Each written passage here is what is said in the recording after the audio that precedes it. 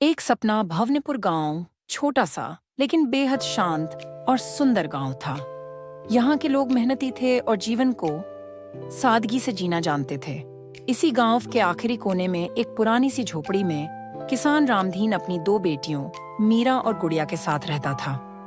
रामधीन की पत्नी सुशीला कुछ साल पहले एक गंभीर बीमारी के कारण चल बसी थी।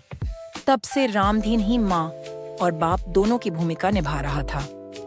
बड़ी बेटी मीरा 17 वर्ष की थी, बेहद समझदार, शांत और अपने पिता की सबसे बड़ी सहारा। छोटी बेटी गुड़िया मात्र 12 वर्ष की थी, लेकिन उसके सपने बहुत बड़े थे।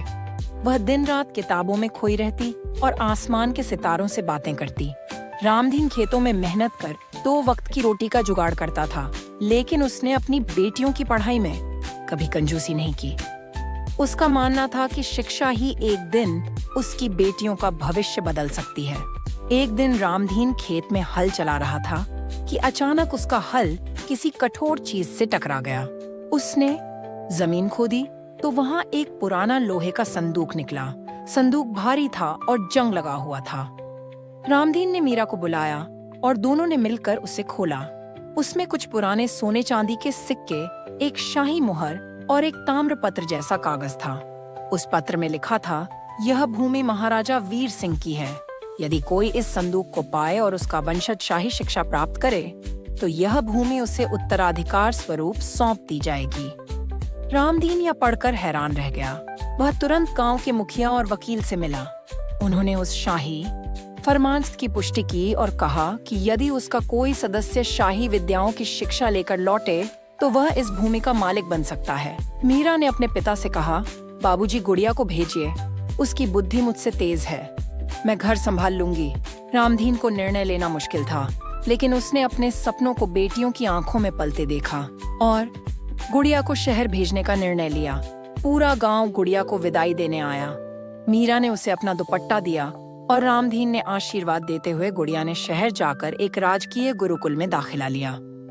वहां उसने राजनीति, कूटनीति, कला, संगीत और विज्ञान की शिक्षा प्राप्त की।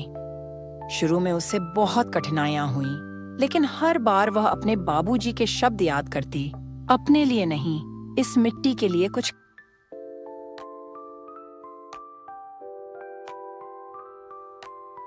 साल में गुड़िया ने सभी विषयों में श्रेष्ठ स्थान प्राप्त किया। उसके गुरु भी उसकी बुद्धिमत्ता से प्रभावित हो गए। उन्होंने कहा, यह कन्या एक दिन समाज का दीपक बनेगी। जब गुड़िया गांव लौटी तो पूरे गांव ने उसका भव्य स्वागत किया। वह अब केवल रामधीन की बेटी नहीं थी, बल्कि पूरे गांव की शान बन चुकी थी। उसके हाथ में प्रमाण पत्र था और आंखों में आत्मविश्वास।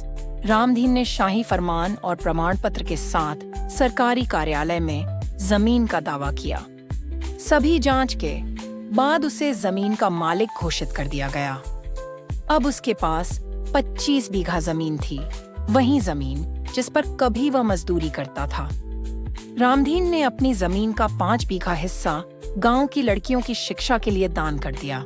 मीरा ने वहां महिलाओं से सिलाई, कढ़ाई और शिक्षा देना शुरू किया। गुड़िया ने एक पुस्तकालय और कला केंद्र की स्थापना की, जहां गांव के बच्चे नृत्य, संगीत और विज्ञान सीखते थे।